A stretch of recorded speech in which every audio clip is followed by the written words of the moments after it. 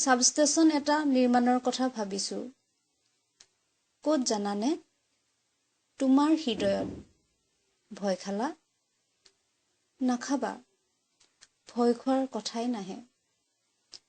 অৱশ্যে সাবষ্টেচনটো গঢ়াৰ আগতে জানি ল'ব লাগিব তোমাৰ হৃদয়ত ইমান এটা বিশাল আকাৰৰ সাবষ্টেচন গঢ়িবলৈ ঠাই বা আছেনে নাই?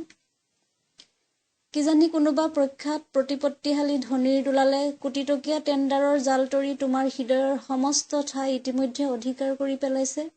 কিজানি তেখেতে তোমাৰ হৃদয়ৰ চৌপাশে গঢ়ি তুলিছে এক্সট্ৰা হাই ভল্টেজৰ ইনচুলেটৰৰ কেইবাতৰপীয়া আকাশলংঘী নিৰাপত্তা বেষ্টনী, য'ত আমাৰ দৰে হেবাং জীৱৰ প্ৰৱেশ নিষেধ। সাৱধান! ইণ্ডিয়ান ইলেক্ট্ৰিকেল কোডৰ নীতি পদ্ধতিক উপলুঙা অট্টহাস্য কৰি বিসংগতিপূৰ্ণ প্ৰেমৰ চাৰ্কিটেৰে চমক দেখুওৱা আধুনিক যুগৰ কিছুমান মুখাধাৰীৰ পৰা সাৱধান। এইসকলৰ চাৰ্কিটে কাৰ্চফ, ফেৰাডে নাইবা মহান বিজ্ঞানী টেছলাৰ কোনো নিৰ্ভৰযোগ্য নীতিসূত্ৰ মানি নচলে। তেওঁলোকৰ চাৰ্কিট বাৰে বাৰে শ্বৰ্ট হয়, ভল্টেজ ডাউন হয়, ৰোধৰ ওপৰত নাথাকে কোনো নিয়ন্ত্ৰণ। জ্বলি পুৰি সৰ্বশান্ত হোৱা বিদ্যুৎ পৰিবাহী তাৰেৰে কেনেকৈ পঠিয়াবা তুমি মৰমৰ অজস্ৰ সহস্ৰ অনুভূতি? ফুল্লড কণ্ডিশ্যনত নিৰ্গত হোৱা অসহনীয় যন্ত্ৰণাদায়ক দুৰ্গন্ধৰ কথা নকলোৱেই বা। তোমাৰ হৃদয়ৰ নিৰ্ভেজাল ফ্ৰিকুৱেঞ্চি তেওঁলোকে পাৰিবনে শুনিব? ল' ফ্ৰিকুৱেঞ্চি মুক্ত আৰু হাই ফ্ৰিকুৱেঞ্চিযুক্ত ভালপোৱাৰ কিবা মহত্ব উদ্ধাৰ কৰিব পাৰিবনে তেওঁলোকে? সেয়ে CM ছাৰৰ বচন মাতি মোৰ ক'বলৈ মন যায়, বাদ দিয়াহে, বাদ দিয়া।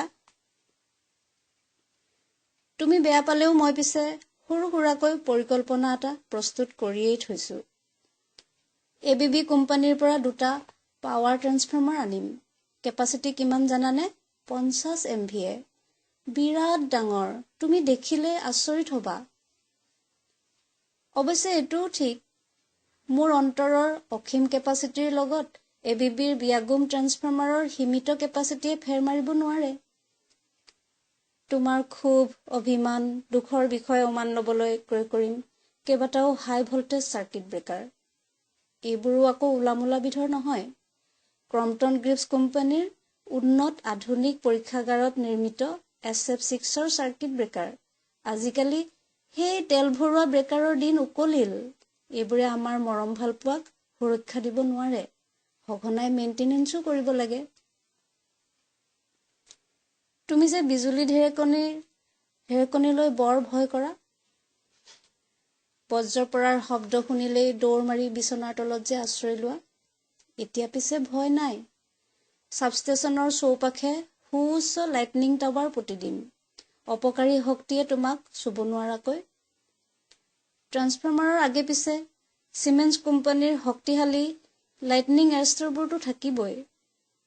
গতিকে ACSRৰ বিদ্যুৎ পৰিবাহী তাৰেৰে আমাৰ মৰমবোৰ নিৰ্বিঘ্নে চলাচল কৰি থকাত অলপো অসুবিধা নহয়।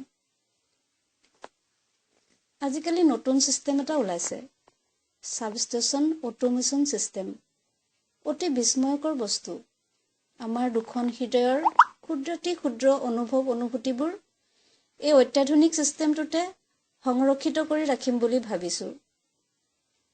আমাৰ সুখ, আমাৰ দুখ, আমাৰ হাঁহি, আমাৰ কান্দোন, এই সকলোবোৰ মন গ'লেই কম্পিউটাৰৰ সন্মুখত বহিম, মৰমৰ ডাটাবেছ মোকলাই আবেগৰ বৰষুণত তিতিম, অতীতৰ বুকুত বিচৰণ কৰি নষ্টালজিক হৈ উঠিম। হয়তো কোনো এক দুৰ্বল মুহূৰ্তত তোমাৰ চকুজুৰি হঠাৎ চলচলীয়া হৈ উঠিব, ভাষাৰ ভঁৰালত শব্দৰ নাটনি হ'ব। ব্যাকুল হৈ পৰা কণ্ঠৰে তুমি মোক সুধি দিবা, অত্যাধুনিক এই চিষ্টেমটো স্তব্ধ হ'লে কি হ'ব? গভীৰ আবেগেৰে মই তেতিয়া তোমাৰ চকুজুৰিলৈ চাম। বাগৰি অহা অশ্ৰুৰ গধুৰ টোপালকেইটা মই আদবাটতে ভেটা দি ধৰিম আৰু কোমল মাত এটা উলিয়াই ক'ম, ডোণ্ট ৱৰি। সেই চুকটোত এটা শক্তিশালী ইনভাৰ্টাৰ আছে, দেখিছা? এই ইনভাৰ্টাৰে একমুখী প্ৰবাহক পৰিৱৰ্তী প্ৰবাহলৈ ৰূপান্তৰ কৰি চিষ্টেমৰ গতি অক্ষত ৰাখে। বিদ্যুৎ পৰিষদৰ নিয়মীয়া লোডশ্বেডিঙেও আমাৰ চিষ্টেমত প্ৰভাৱ পেলাব নোৱাৰে। ইনভাৰ্টাৰৰ সহায়ত আমাৰ এই অভিলাষী চিষ্টেমটো চলিয়েই থাকিব আৰু চলিয়েই